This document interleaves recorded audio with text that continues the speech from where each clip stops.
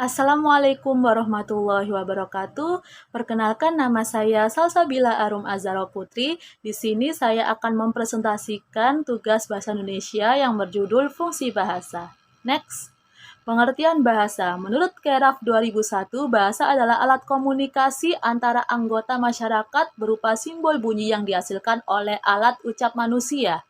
Kembali pada konsep individu yang hidup di tengah masyarakat sebagai makhluk sosial, maka tentu saja membutuhkan adanya kemampuan komunikasi bahasa dengan sesama individu supaya sifat sosial tersebut dapat terlaksana.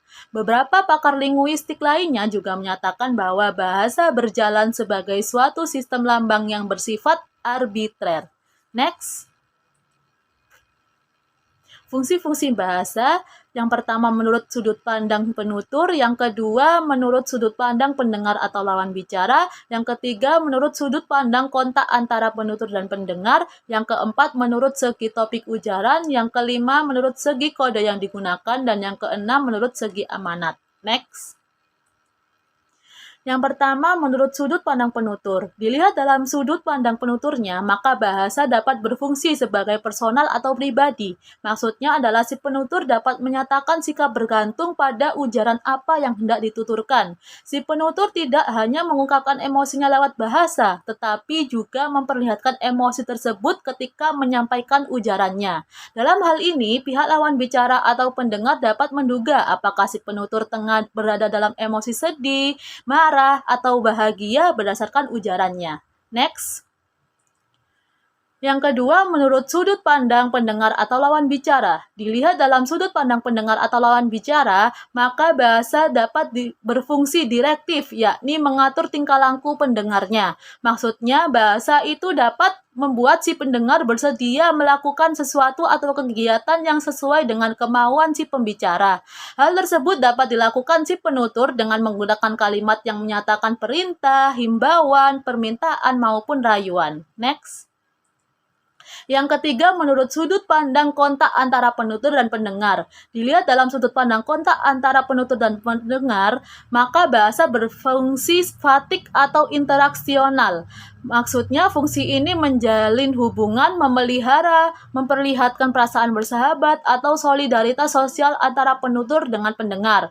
Ungkapan-ungkapan yang biasa digunakan dalam hal ini adalah seperti ketika tengah berjumpa, pamit, membicarakan cuaca, atau menanyakan keadaan anggota keluarga lain. Next.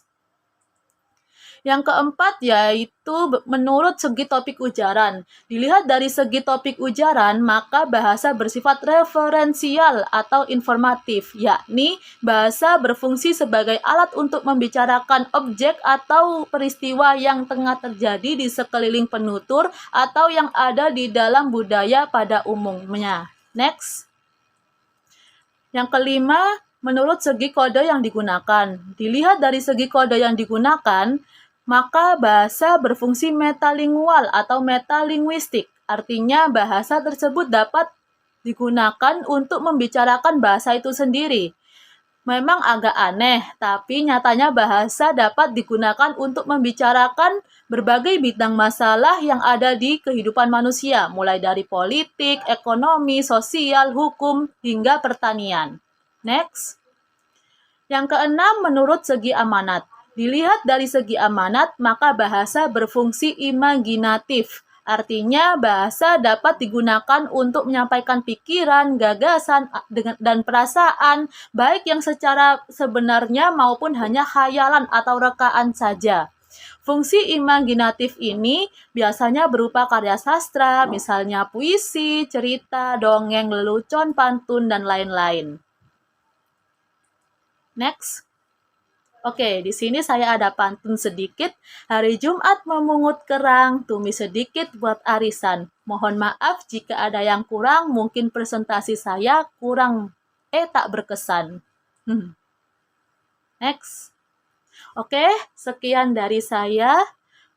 Jika ada yang mau ditanyakan, silakan ditulis di kolom komentar. Terima kasih. Wassalamualaikum warahmatullahi wabarakatuh.